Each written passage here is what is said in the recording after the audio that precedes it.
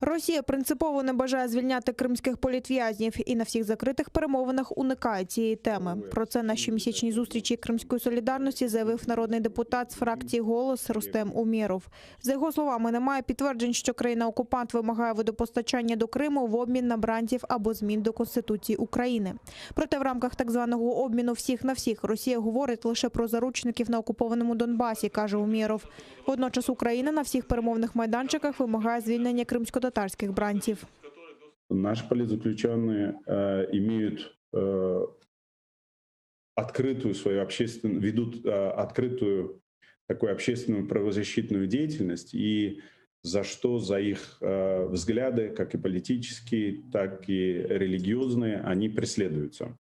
Мы это высказываем и своим международным партнерам, которые помогают нам. Мы это высказываем на международных площадках в ООН, в парламентской ассамблее Совета в Европе.